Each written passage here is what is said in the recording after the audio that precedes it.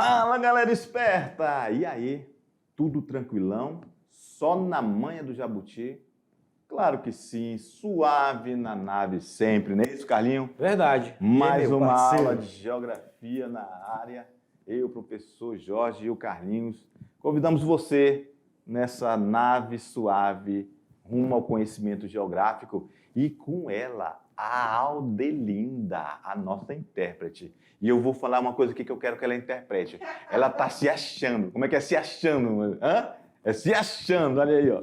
Se achando, ela está se achando. É porque ela é fera, ela é uma das melhores intérpretes do estado de Rondônia. Tá? Só isso que a menina é. Não é isso, Aldelinda? Olha aí, Aldelinda. Então, galera, vamos lá direto para o nosso quadro sem mais delongas, porque esse assunto é muito interessante, porque é um assunto que está relacionado à nossa história, à nossa querida amiga, irmã história. Porque nós vamos falar, em primeiro lugar, apresentar, né, que nós estamos iniciando a unidade 2. Então, a gente vai ver nessa unidade 2 a questão da criação do estado de Rondônia, veremos as questões populacionais de Rondônia, como é um assunto um pouco mais extenso, nós teremos 2 aulas para ver isso, parte 1 e parte 2.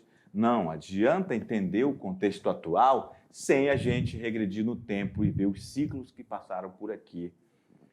Veremos também a questão do extrativismo mineral, as hidrovias de Rondônia, a economia de Rondônia, como é que está essa questão dos aspectos econômicos de Rondônia, atualidades regionais e o turismo aqui no nosso estado.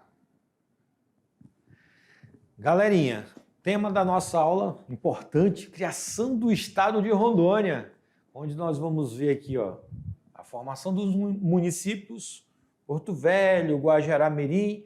O interessante é que nós estamos fazendo uma viagem no tempo. Essa viagem no tempo, ela vem trazendo os relatos daquilo que não era Rondônia, mas era um espaço geográfico que pertencia ao Mato Grosso, ao Amazonas. Posteriormente, nós chegamos lá no ciclo da borracha, exatamente no segundo ciclo da borracha, onde vai ser criado agora, desmembrando terras do Amazonas e do Mato Grosso, o território federal do Guaporé. Depois disso, até 1956, vai mudar novamente o nome, passa a ser chamado Território Federal de Rondônia. E de 56 em diante, aí a gente vai ter essa nomenclatura. Quando é no início da década de 80, nós já vamos ter agora a formação de Estado. Mas o que colaborou para ter essa formação, o que colaborou para ser do mais novo estado da federação? Nós vamos contextualizar aqui, porque é importante a gente entender a nossa história, Jorginho. A gente não só necessita dessa informação, porque ela, na verdade, ela contextualiza a gente entender essa atualidade que a gente vive no nosso estado. A gente consegue entender o porquê de tantas pessoas oriundas de vários estados aqui, não é isso? Positivo. Não é isso? E também entender a formação política, né? Porque nós, aqui no estado de Rondônia, nós temos uma política, não só política, como políticos de renome nacional, não é isso? De grande importância nacional, assim como foi também no passado. Então, nós temos esse histórico de pessoas que tiveram aqui no poder político para todo esse processo de pujança que a gente tem hoje economicamente. E só para lembrar, a gente citou nas nossas aulas anteriores que eu falei o nome de alguns políticos renomados da nossa história, como foi Aloísio Ferreira. Isso. Comentamos também a questão do coronel Jorge Teixeira de Oliveira, porque ele estava à frente do território federal de Rondônia. Isso. Então, ele já estava aqui trabalhando, porque lembrando que nós estávamos no governo militar. Os militares eram que controlavam o Brasil, tanto na presidência quanto nos estados, porque eles que nomeavam. Até então, todos os governantes eram nomeados pelo então presidente da República. E aí a gente ainda volta um pouco, né? Quer dizer, bem antes, né? Vamos falar daqui a pouco. O governo de Getúlio Vargas foi muito importante para ser criado Rondônia, né? Exatamente. Getúlio Vargas criou o território.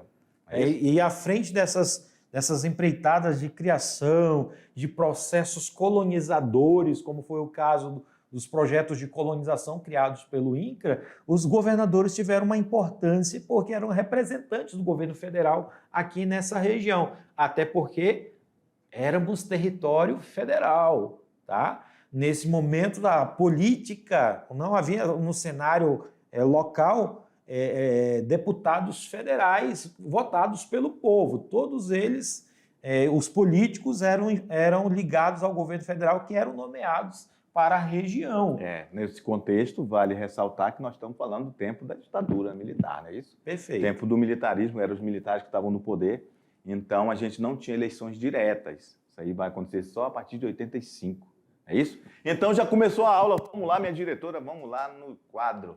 Um abraço para a nossa diretora Thalita. Muito bem, vamos lá. Criação do estado de Rondônia, formação dos municípios Porto Velho, Labra e Guajará-Mirim. Jorginho, interessante que a gente já comentou alguma coisa isso nas aulas anteriores, exatamente. Mas a gente não aprofundou, porque é um tema muito interessante. Agora, falar sobre criação do estado de Rondônia, esse nome Rondônia, ele já vem homenageando o Marechal Rondon a partir do território federal, porque a influência política na época era uma influência, vamos dizer assim, baseada na questão partidária de Rondon.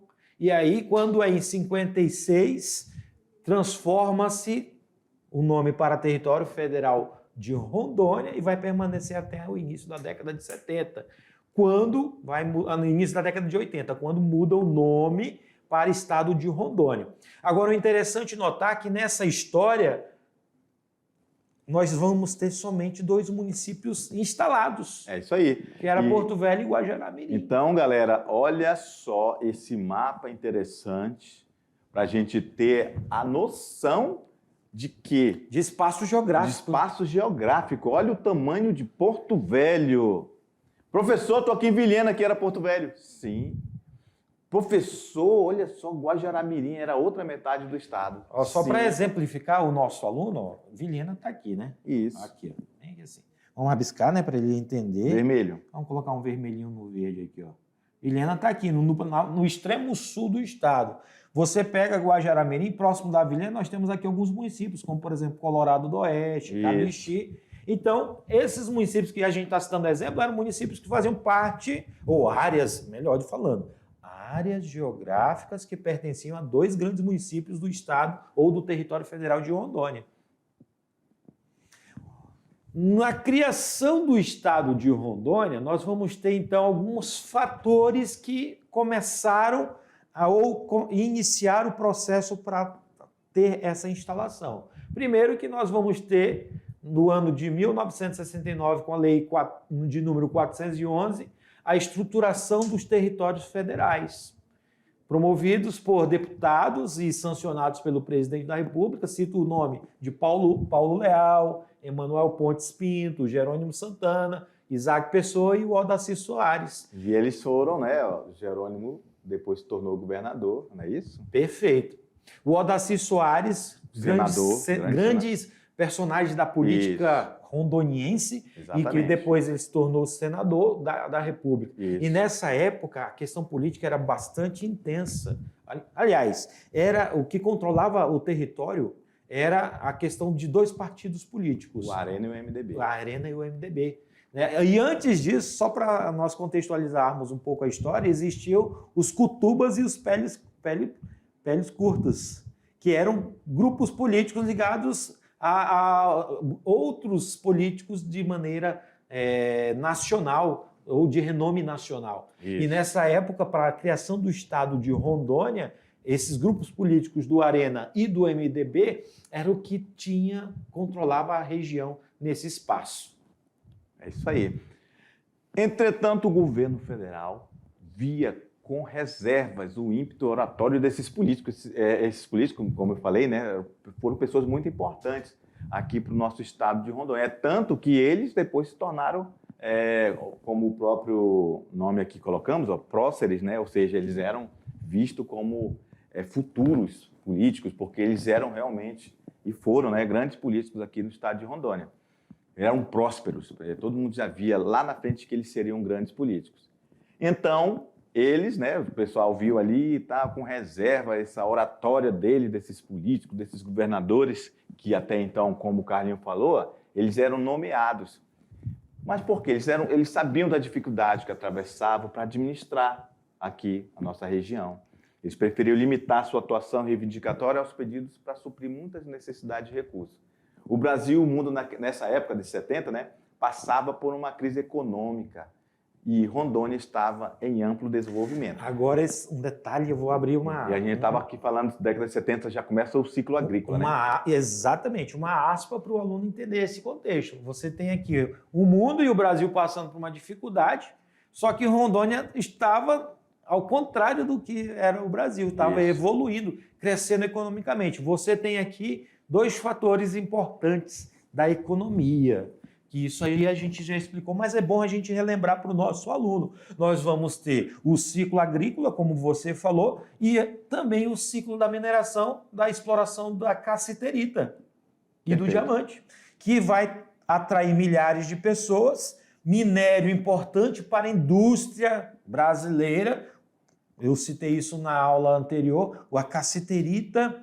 E o que vai acontecer? Esses políticos, representando os anseios da população que precisava de melhorias, porque até então a única rodovia aberta era a BR-029, ou a BR-364. Chegava aqui somente de avião e com a precarização da rodovia, eles chegavam aqui através dos paus de arara, numa estrada horrível. Não era asfaltada. Era muito precário mesmo. Muito precário. Não era asfaltada, muito atoleiro. Isso. Então, as pessoas começavam a chegar nos pequenos núcleos populacionais que havia nos picadões, que eram aberturas da estrada no meio da floresta amazônica, e esses núcleos populacionais foram aumentando. Tanto que é que você vai ter aí Ji-Paraná, Vilhena, Cacoal, Ariquemes, começaram a surgir pequenos núcleos populacionais por causa da garimpagem e dos ciclos agrícolas. Então, isso é um contexto importante para você que está assistindo, aluno, para poder compreender que esse espaço geográfico e esse aumento da população e o crescimento econômico estava ligado exatamente a esses fatores econômicos, da mineração e do ciclo agrícola. Ok? Vamos lá para a tela? Em desenvolvimento acelerado, ameaçava fugir o controle do Ministério do Interior. Preocupado com isso, o ministro Mário Andreasa, ou Mário David Andreasa... Que inclusive deu nome a um dos municípios. Temos um município, em homenagem aqui ao ministro. Recém-possado, levou o nome do coronel Jorge Teixeira de Oliveira. Anota esse nome aí que você vai entender a importância do Jorge Teixeira no contexto do estado de Rondônia. Lembrando que nesse contexto, né, o presidente do Brasil também era um militar chamado João Batista Figueiredo. E nessa época ainda estávamos no território federal de Rondônia. Isso. E o Jorge Teixeira, ele era o último governador, foi o último governador do território federal de Rondônia. Isso. Ele vai trabalhar, ele vai... criar mecanismos para que pudesse agora ser instalado o Estado. Ele vai preparar, né, toda a infraestrutura, ou seja, ele vai, ao mesmo tempo que ele é o último, ele é o primeiro, né? Exatamente. O último do território e o primeiro do Estado já. Do Estado de Rondônia. Isso. É ele que cria algumas, só para a gente contextualizar algumas situações importantes, ele vai criar a Assembleia Legislativa, os poderes, na realidade, os 3 poderes importantes para a conjunção de um Estado. Porque em 1981, o que vai acontecer? A lei de número 41, no dia 22 de dezembro, vai ser sancionada pelo presidente da República. 22 de dezembro de 1981. Ano e mês da criação do Estado de Rondônia. Pelo presidente da República, o Figueiredo, Isso. que agora nomeia o primeiro governador do estado de Rondônia, que é o Jorge Teixeira de Oliveira. É a partir de então que o Jorge Teixeira de Oliveira começa a instalar os poderes constituintes e constituídos para o estado de Rondônia. Aí a gente volta um pouquinho no tempo, só para relembrar que o nosso estado ele é parte do Mato Grosso e outra parte do Amazonas. 2 pedaços de 2 estados foram desmembrados para criar o nosso território federal do Guaporé, que depois se tornou território federal de Rondônia e, obviamente, já é agora estado de Rondônia. Agora tem uma curiosidade, Jorginho, sobre essa questão do estado de Rondônia, né? Nós temos o 22 de dezembro de 1981, a criação do estado, onde o presidente da República assina o documento que tramitou para criar o estado. Só que vai acontecer a sua instalação somente no dia 4 de janeiro de 1982. É quando você já tem aí a posse do governador. Eu tenho um vídeo da posse. É? Eu tenho um vídeo. Legal. Essa posse que teve muitas pessoas, uma cerimônia muito bonita, que instalava ali, então, o estado de Rondônia. É por isso que nós temos 2 datas que as pessoas às vezes confundem. Confunde criação com instalação. Alunos, uma dica para vocês. Instalação é diferente de criação. A criação, dia 22 de dezembro. A instalação, dia 4 de janeiro de 1982. Isso. E lá em 83, Jorge Teixeira cria, né, dá toda a infraestrutura para fazer a Assembleia Legislativa de Rondônia. Perfeito. Ou seja, o poder legislativo, né, sendo criado.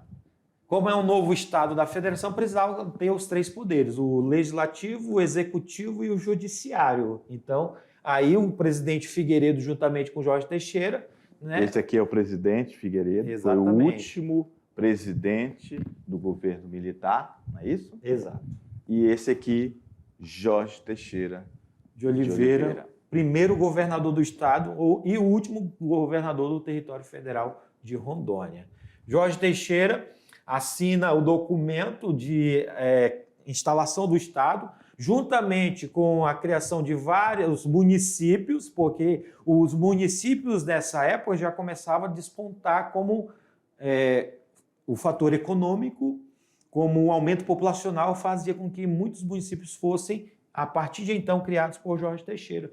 Nessa questão, os mais antigos, como a gente já falou e enfatizou muitas vezes, Porto Velho e Guajará-Mirim. Isso, aí a gente tem que voltar um pouco no tempo, né, para falar sobre a formação dos municípios. Ou seja, lá em 2 de outubro de 1914, Porto Velho foi criada por desbravadores por volta lá de 1907, durante a construção da Estrada de Ferro Madeira-Mamoré, que é um dos nossos grandes símbolos do estado de Rondônia.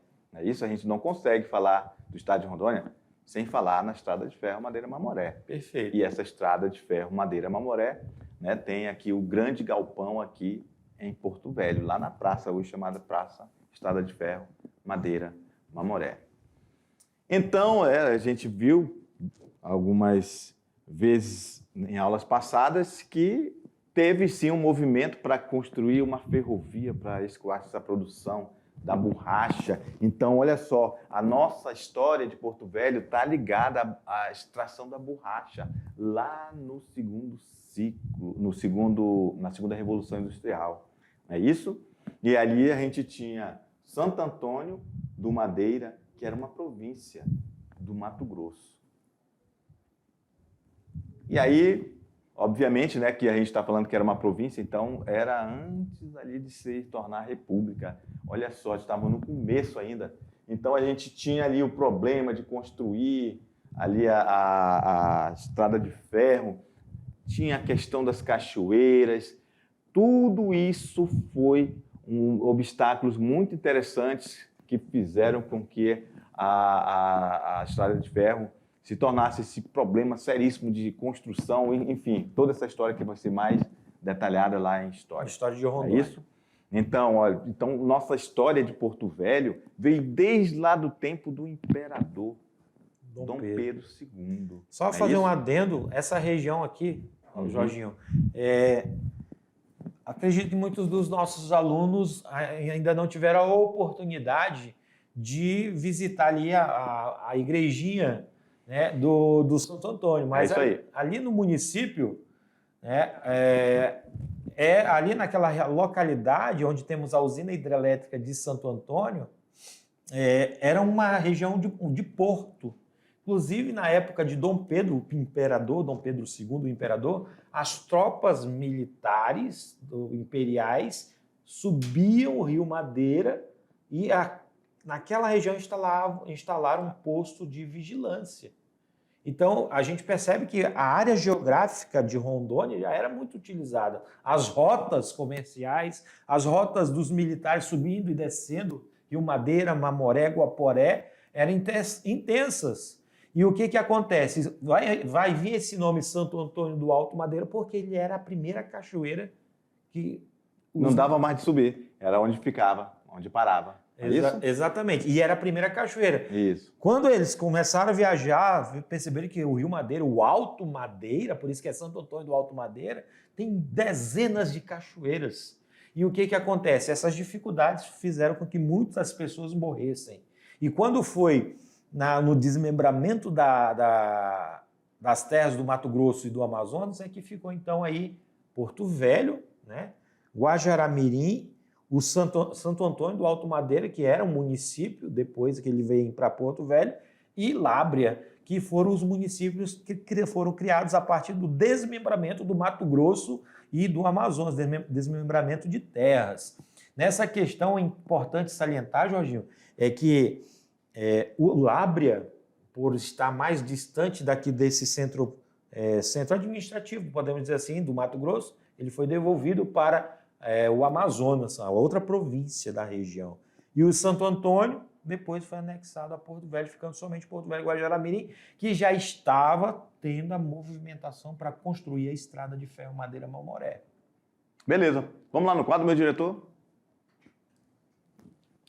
Percival Farquhar, em 1912, proprietário da empresa Madeira Mamoré Highway Company, ele estabelece, então, a construção da ferrovia. Lá em 1912, ó. Então Porto Velho foi criado em 1914.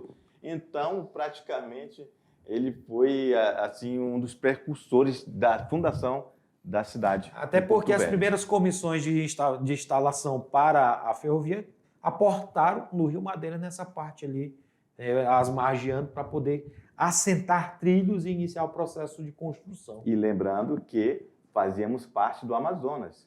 Quem oficializou esse documento criando Porto Velho foi o governo, a Assembleia Legislativa do Amazonas. Perfeito. Porto Velho tornou-se um município em 1914, como já falamos, quando ainda pertencia ao estado do Amazonas. E depois, em 1943, desmembrando do Amazonas, assim como o município de Lábrea, juntamente com os municípios de Guajará-Mirim e Santo Antônio do Alto Madeira, desmembrados do Mato Grosso, e aí passou a ser chamado Território Federal do Guaporé, sendo a capital Porto Velho, certo? E aí vocês observam o mapa original com os 4 municípios do Território Federal do Guaporé. Aqui Lábrea, galera, essa parte aqui foi devolvida para o Amazonas. Teve toda uma questão política envolvida, a questão da Assembleia Legislativa do Amazonas, requereu de volta essas terras. E o presidente da época, né, juntamente com os políticos, decidiram fazer isso, porque Lábrea era muito complexo se conectar com Porto Velho. Então, esse foi um dos problemas mais graves que tivemos para Lábrea não pertencer a Rondônia. Perfeito. Em 45, outras reivindicações do estado do Amazonas, foi então Lábrea devolvido para esse território, né? Porto Velho e Guajará-Mirim ficam sendo como os únicos municípios que iriam compor o chamado Território Federal do Guaporé. Como a gente viu lá no começo a imagem, né? E em 56 passou a ser chamado Território Federal de Rondônia. Aí você vê a pequena vila de Santo Antônio, que nessa época pertencia ao Mato Grosso, depois que veio para o município de Porto Velho. O porto, a área portuária da região, vinha navios de grande porte, inclusive navios que trouxeram toneladas e toneladas de ferragens para a estrada de ferro Madeira Mamoré. Porto Velho antiga, essa foto é emblemática e intrigante, sabia, Jorginho? É. Por que ela é emblemática? Porque aqui mostra exatamente o início da cidade de Porto Velho. com o complexo da ferrovia já instalado. Só que intrigante, por quê? Porque parece uma imagem aérea, uma fotografia aérea. E como será que tiraram essa foto? Já que não existia helicóptero, né? É porque aqui era um barranco, um enorme barranco que existe. E ele ainda existe, né? Ainda Na verdade, existe, é ali né? onde é o mirante. Exatamente. Parece que tá acima da cidade, Isso. mas é um barranco que existe Isso. às margens do Rio Madeira. Exatamente, virou um mirante, né? Um lugar onde as pessoas, inclusive, vão final de semana, traz pessoas para fazer turismo ali, enfim. E só lembrando, Porto Velho se dividia em duas partes, a dos americanos e dos trabalhadores, né? Porque o complexo ferroviário existia uma rua, a rua divisória, que da cerca para dentro pertencia somente aos administradores e pessoas ligadas à administração da ferrovia, e para fora os trabalhadores e outras pessoas que vinham para essa empreitada aqui na região. Detalhe, vamos fazer uma análise geográfica desse espaço. Isso tudo aqui não existe mais. Tudo é bairro hoje, Tudo é né? bairro, tudo é asfalto, praças, casas. Não é isso, meu diretor? Meu diretor Mazinho ali está com saudosismo ali, está escorrendo uma lágrima no canto dos olhos, porque ele era ali dessa região do Triângulo, né? E depois se tornou um dos bairros mais antigos de Rondônia. E mais para cima, para cá, né, Jorginho? Só por fazer uma seta, surge um outro bairro, o Arigolândia. Isso, onde era mais afastado por uma questão social, não é isso? Os arigós. Os arigós. Certinho.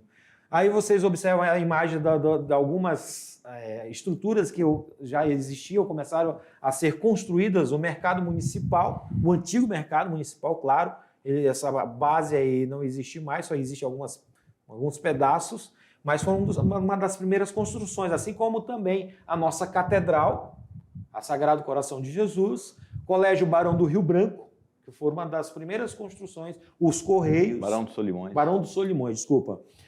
Foi uma das primeiras construções da cidade de Porto Velho. Inclusive, o presidente da época veio, né, inaugurar. Getúlio Vargas, né? E agora vamos falar um pouco de Guajará-Mirim, né?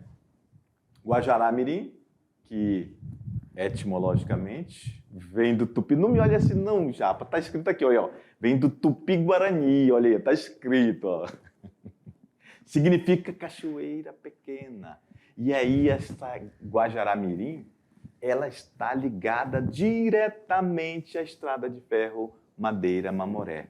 Até o início do século XIX, era apenas uma indicação geográfica para designar um ponto brasileiro.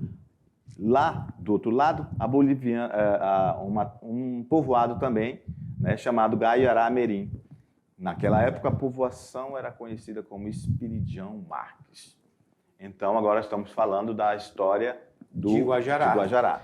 Essa história de Guajará ligada por volta de 1903 ao Tratado de Petrópolis, essa é uma região muito próxima das brigas e conflitos que estava havendo entre brasileiros e bolivianos na região, porque era uma região de seringal, produção de borracha. E o que acontece? Quando é assinado o Tratado de Petrópolis, essa região vai ser importante porque ela é o ponto final do complexo da construção da estrada de ferro Madeira-Mamoré. E a história de Guajará estamos remetendo por volta de 1928. Ó. Pela lei do Estado do Mato Grosso, número 991, essa região vai ser denominada Guajará-Mirim, tá? Onde ela é desmembrada do município de Santo Antônio e aí passa a ser um distrito de Guajará-Mirim ou um ex-povoado. E Guajará-Mirim é conhecido também como Pérola do Mamoré. Por que será? Porque ela está sendo banhada por um dos maiores rios do estado de Rondônia, que é o Rio Mamoré. Vocês observam algumas construções. Essas caixas d'água têm a mesma semelhança das nossas caixas d'água aqui em Porto Velho. É uma construção norte-americana que ocorre. Todas essas construções que vocês observam em fotografias são construções de estrangeiros, dos imigrantes que chegaram aqui na nossa região. Lábrea é um outro município criado na época do desmembramento das terras do Mato Grosso e do Amazonas, e ela foi fundada em 1881. Antiga, hein, Jorginho? É isso aí. Ali, então, a gente está falando ainda da província do Amazonas.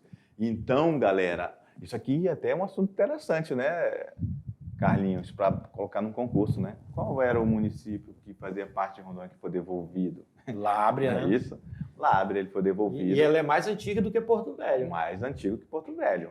Muito mais antigo. Porto Velho veio surgir depois, no contexto da Estrada de Ferro, Madeira, Mamoré. E a história de Lábrea remonta às grandes levas de imigrantes nordestinos que se encontram intimamente ligados ao movimento da Igreja Católica. Teve ali a questão também da borracha, é isso? Perfeito. Estamos falando ali do primeiro ciclo da borracha.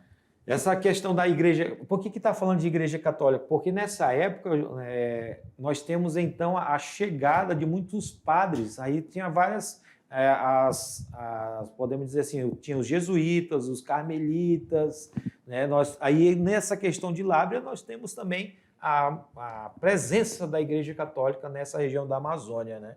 E no caso, os capuchinos, que eram uma ordem da igreja católica, que ficou presente nessa região. Já que você tocou nesse assunto, só relembrando que nós somos um país que veio de um outro país, só que lá da Europa, altamente católico, que são os portugueses. Perfeito. Então, essa influência dessa religiosidade aqui no Brasil se deu muito a esse fato.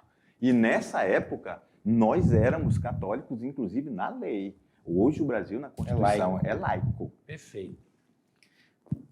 A maior parte da sua extensão territorial é quase toda totalmente formada pela densa selva amazônica e pode ser alcançada por terras a partir da cidade de Porto Velho, tomando-se a estrada de Humaitá.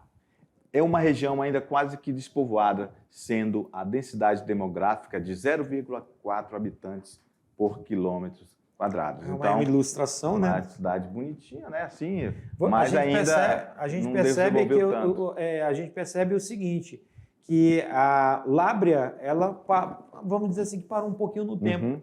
Quem se desenvolveu mais rápido foi o Humaitá. Isso.